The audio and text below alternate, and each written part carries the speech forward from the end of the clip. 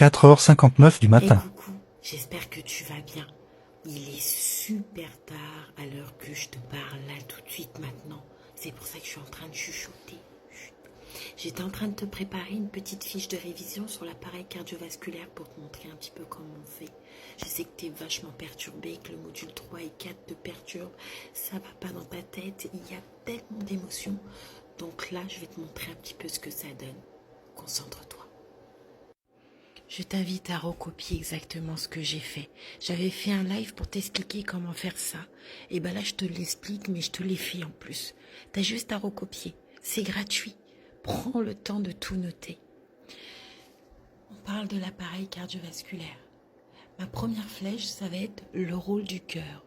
Le cœur est un muscle, le myocarde, qui fonctionne comme une pompe. Il apporte le sang riche en oxygène dans l'organisme et renvoie le sang dit pauvre en oxygène vers les poumons situés dans la cage thoracique derrière le septum. Une fois que tu as fait le rôle du cœur, tu fais une petite flèche et tu vas marquer les pathologies. L'infarctus du myocarde, l'insuffisance cardiaque, angine de poitrine, péricardite, phlébite, insuffisance veineuse, athérosclérose, les valvulopathies. Tu peux exactement mettre des virgules et mettre d'autres pathologies si tu le souhaites. Mais n'oublie pas, tu es soignant, va pas trop loin non plus, n'exagère pas. Ensuite, tu as les symptômes pathologiques. Tu fais une petite flèche et un petit carré. Essoufflement, asthénie, hypertension artérielle, hypotension, arythmie cardiaque, douleur thoracique, syncope, fièvre, nausées, vomissements, crampes, pâleur, transpiration, anxiété, peur, vertige, étourdissement et tu peux en rajouter. Ensuite, tu vas faire une autre petite flèche et tu vas marquer facteurs de risque. Les facteurs de risque sont le tabac, diabète, cholestérol, sédentarité, hypertension, antécédents familiaux, consommation d'alcool, obésité, apnée du sommeil, manque d'exercice physique, stress et tu peux en rajouter. Ensuite, on va passer au traitement. Tu as tous ces traitements qui sont ici.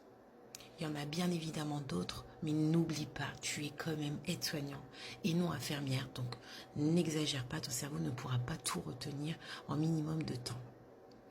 Ensuite, tu as les effets secondaires des traitements. Comme tu peux le voir, j'ai mis du vert pour bien identifier, j'ai mis des couleurs pour bien identifier.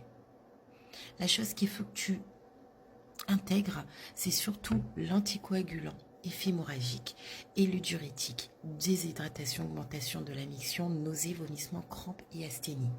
En général, tous les traitements, toutes les pathologies associées à l'appareil cardiovasculaire, tu retrouves la majorité des choses au niveau des symptômes pathologiques. Au niveau des traitements, tu vas voir que les traitements, c'est pareil. Il y a beaucoup de choses qui est identique également.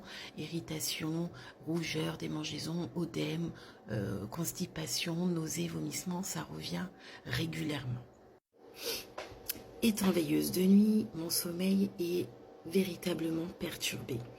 Il est actuellement 4h59 et je suis en train de faire ta fiche de révision.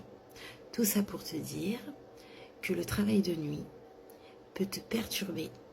Moi, me perturbe mon sommeil et c'est très difficile de s'occuper lorsque les enfants, le mari dort. C'est très compliqué. Donc, je prends mon temps pour toi et tout ce que je te montre, n'oublie pas, c'est pour toi et ta réussite. Je te dis à bientôt. Bye.